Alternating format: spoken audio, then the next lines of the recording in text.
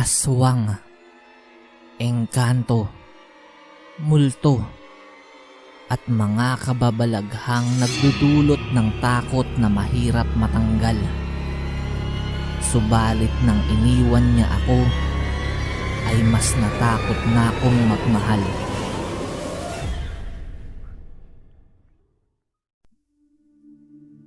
Ang kwentong ito ay ipinadala ni Kuya Berto. Dati kong kasamahan sa trabaho. Noong gwardiya pa ako. Nangyari ito taong 1995 sa siyudad ng Parañaque. Simulan na natin ang kwento. Magandang umaga sa iyo, Hercules.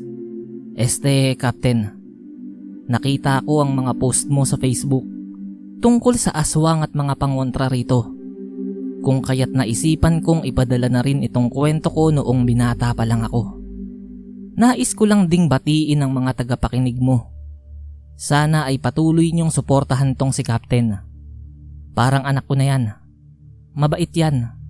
Kaya nga lang ay may pagkakataon na sobrang ingay kapag may nakakatawang bagay na nangyari sa paligid niya. Mababaw kasi ang kaligayahan yan eh. Pero masipag yan. Lalo na pagdating sa trabaho.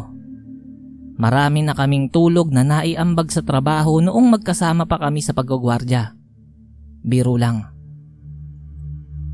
Nangyari ang kwentong ito taong 1995 sa coastal area sa may Parañaque City. Hindi po kayo nagkakamali sa narinig. Sa coastal area po ito nangyari. Malapit roon sa sikat na coastal mall noon. Dati kasi ay marami pang puno sa parting iyon ng Parañaque. Tapos ilang minutong lakaran lang ay pwede mong puntahan ang dagat na maraming mga bakawan. Sayang nga lang yung lugar na iyon dahil pinagsisira ng mga negosyante yung mga bakawan para gawing establisyamento at mga kalsada. Nakapanghihinayang yung mga iba't ibang uri ng ibon na taong-taong namamahinga roon. Ngayon ay hindi mo na makikita ang mga ibong iyon. Nakakalungkot lang dahil mas nangingibabaw talaga ang pera at pangsariling interes ng tao kesa sa pagmamahal at pangangalaga sa kalikasan. Balik po tayo sa kwento. Noong panahong iyan ay gwardiya na ako. Binata at wala pang asawa. Pero may kasintahan na ako noon. Si Ate Lorna mo, Captain. Siya yung nagbigay sa iyo ng langis na may balat ng ahas na ipinangpahid natin sa likuran mo noong nilalagnat ka sa duty noon, Captain. Masasabi ko na napakaswerte ko dahil nadistino ako sa lugar na yon. Bukod kasi sa malilim, dahil nga sa napakaraming puno, ay nakagawa na rin ako ng mumunting kubo. Halos doon na nga ako nakatira eh. Marami rin akong tanim na gulay at mga inaalagaang manok. Talagang hindi ko na kailangan ng gumastos para mabuhay sa Manila. Parang dinala ko na sa Manila kung ano ang pamumuhay ko sa probinsya. Yung sahod ko naman, kukuha lang ako ng 300 piso. Tapos yung matitira ay ipinapadala kong lahat sa mga magulang ko sa Ilocos. Hindi tulad ng ibang gwardiya na pangarap madistino sa mga hotel. Ako ay talagang kontento na sa ganoong destino. Babantayan mo lang kasi yung malawak na lupa eh. Tapos sasahod ka na kinsenas katapusan. Wala namang magnanakaw ng lupang iyon. Dahil malaki eh. Hindi kayang bitbitin. Bukod pala sa mga alaga kong manok na pangkatay ay may alaga rin akong manok na panabong. Pinangalanan ko itong Winner.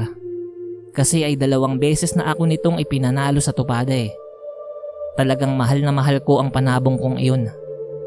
Mas mahal ko pa nga ito kaysa sa Ate Lorna mo eh, noong mga panahong iyon.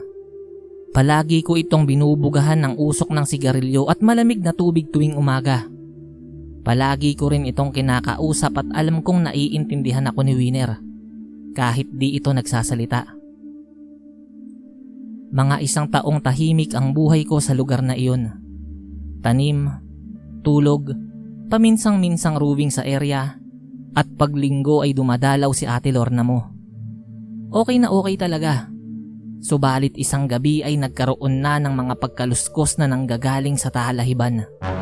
ipinagwalang bahala ko na lang iyon. Kasi kampante nga ako na hindi naman nanakawin yung lupang binabantayan ko eh. Ang laki nun. Mga 1 linggo yung mga pagkaluskos na iyon sa gabi. Pero sa umaga ay wala naman. Parang natural lang eh. Hanggang isang umaga ay nagimbal ako sa mga natunghayan ko. Yung mga alaga kong manok na pangkatay ay wala na. Mga paa na lang noon ang natira. Pinuntahan ko agad yung isang maliit na puno kung saan ko inilalagi yung pinakamamahal kong panabong. Galit na galit talaga ako. Si Winner, nawawala na rin. Ang natira na lang ay yung isang paa nito na nakatali sa tangkay ng puno. Mura ako ng mura noon. Mahuli ko lang talaga kung sino ang nanalbahe kay Winner ay puputokan ko ng shotgun. Pero naisip ko na bawal nga pala kaming magpaputok. Kasi matatanggal ako sa trabaho kapag ginawa ko yun. Yan ang isa sa ayaw ko sa pagiging gwardya eh. Inisyuhan nga kami ng baril pero para panakot lang. Kapag ginamit namin iyon sa pagtatanggol sa sarili, ay may tsansa pang ipakulong kami. Kinahapunan ay dumalaw si Ate Lorna mo, Captain.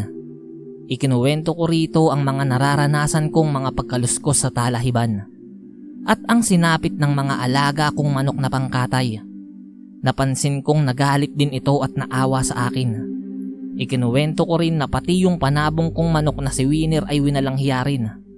Doon na siyang umiti. Sabi niya ay mabuti raw yun at wala na raw siyang karibal. Hayop yang Ate Lorna mo. Kung di ko lang siya mahal pinagmumura ko na rin ito. Pero pagkatapos tumawa ng Ate Lorna mo ay sumeryoso ito. Sinabi nito na baka hindi tao yung gumawa ng kawalanghiyaan sa mga alaga ko. Baka raw aswang yun. Sabi niya ay gagawa raw siya ng pangontra. Nagpasama siya sa akin sa puno ng kalamansi na tanim ko. Tapos ay pinagpipipitas niya yung mga bunga noon na nahinog na lamang sa puno. Pati yung mga nabubulok na bunga sa lupa ay pinagdadampot niya rin. Gumawa ito ng siga. At pagkatapos ay initsyang lahat ang nakuha niyang kalamansi sa baga. Pagkaraan ng ilang minuto ay pinaghahango niya na yung mga nasunog na kalamansi. Nanghingi siya sa akin ng pulang panyo. Kaso wala akong panyo. Kaya yung lumang pulang sando ko na lang ang ibinigay ko. Lahat ng sunog na kalamansi ay ibinalot niya sa pulang sando ko. Tapos ang sabi niya ay ilabas ko raw ang batuta ko at gagamitin niya. Bigla akong natawa. Inismiran niya lang ako at ang sabi ay yung batuta ko raw sa paggwagwardya ang tinutukoy niya at hindi yung batuta ko. Agad ko namang kinuha sa loob ng kubo yung batuta ko. Gamit ang batuta ay dinikdik niya ng dinikdik yung telang naglalaman ng sunog na kalamansi. Nang buksan niya ang tela ay halos naging pulbos na lang ang laman noon. Isinalid niya iyon sa isang garapon. Tapos ay nilagyan din ng langis na binabaran ng balat ng ahas.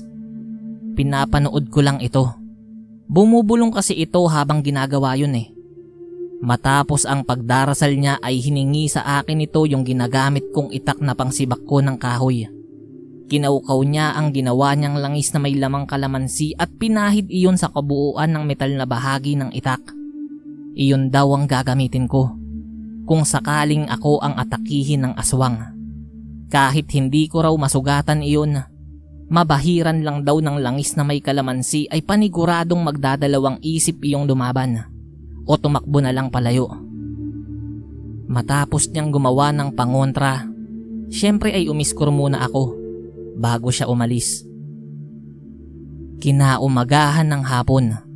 Bago pa man dumilim ay sinusubukan ko na ang itak. Itinaga ko iyon ng itinaga sa isang puno. Umaasa akong makikita ako ng kung sino mang nilalang na sumalbahe sa mga alaga kong manok na pangkatay at sa pinakamamahal kong si Winner. Siguradong matatakot ito. Napagpasyahan kong iwang nakataga yung itak sa puno bago ako pumasok ng bahay para magkape. Kailangang manatili akong gising. Ipaghihiganti ko si Winner. Lumabas ako ng bahay para umupo sa upuan roon. Tila walang epekto ang kapeng ininom ko dahil nakatulog ako sa pagkakaupo roon. Nagsimula na naman ang mga pagkaluskos sa talahiban. Naalimpungatan ako at tinutukan ng flashlight ang pinanggagalingan ng kaluskos. Halos hindi ako makagalaw dahil sa nakita kong nilalang na lumabas sa talahiban. Sobrang laking aso noon, kulay itim, tapos galit na galit. Mas malaki pa ito sa mga nakakasama nating aso sa operation natin sa paggagwardya. Pero naalala kong bigla si Winner, pati yung sinapit nito. Yung pagkatakot ko ay napalitan ng galit. Pumasok ako sa kubo para kunin yung itak, pero nawawala yung itak sa lalagyan nito. Natataranta na ako noon kung ano ba ang gagawin ko, hanggang naisipan kong kunin ang nakasabit na batuta sa tagiliran ko. Tapos pinahiran ko yun ng langis na may kalamansing ginawa ng Ate Lorna mo. Pati sa bisig ko at muka ay nagpahid na rin ako ng langis. Lumabas ako at sinugod ko yung malaking aso. Paulit-ulit kong pinaghampas iyon ng batuta. Wala na sa ayos ang paghampas ko rito. Pabara-bara na lang iyon. Ang nasa isip ko noon ay dapat na hindi ako huminto sa paghampas. Nakagat ako nito sa binti. Kapalit noon ay isang malakas na hampas ng batuta ko ang ibinigay ko sa ulo nito. Nakakatakot yung naging pag-atungal ng asong iyon nang bumitaw iyon at tumakbo papasok sa talahiban. Sa sobrang galit ko ay ikinasa ko ang nakasukbit kong shotgun at inubos sa talahiban ng 8 bala noon. Hindi ko alam kung natamaan ko ba iyon. Halos maubos ang lakas ko dahil sa pangyayaring yun. Hindi na ako nakatulog ng gabing yun. Kinaumagahan ay agad akong nagtungo sa agency office namin. Inireport ko ang nangyari. Hindi naniwala ang opisyal ng agency sa kwento ko. Pero hindi rin naman nila ako tinanggal sa trabaho. Kasi ay ipinakita ko yung sugat sa binti ko. Sinuspindi lang ako sa trabaho ng 1 buwan dahil sa pagpapaputok ko ng shotgun. Ibang gwardiya na rin ang idinestino roon sa coastal area. Nang matapos na ang pagkasuspindi ko ay sa ibang establishmento na ako pina-duty. Walang aswang, pero napakaraming matapobreng boss at customer. Captain, yan na, detalyado na yan. Sana ay magustuhan mo at ng mga nakikinig sa'yo. Maraming salamat. Pagpalain tayo ng Diyos. Oo nga po pala. Bago po natin tapusin ang videong ito, ay isang promotion lang po muna. Nais ko lang pong ibahagi sa inyo na meron akong 3 kapatid sa pananalaysay. Yan ay sina Aries Crib of Horror Tales, Aling Maria, at Deep Red Mystery Files. Yang 3 pong yan na mga female narrators po yan na kapatid ko. Napakaganda po ng mga kwento sa channel nila. Sana ay kung paano nyo ako suportahan ay suportahan nyo rin po sila. Ilalagay ko po yung link nila sa description box para madali nyo pong mapuntahan. Tapos ay mag-subscribe na po kayo agad, tapos pindutin nyo na po yung notification bell para palagi kayong updated sa lahat ng kwentong ibabahagi nila. Maraming salamat po.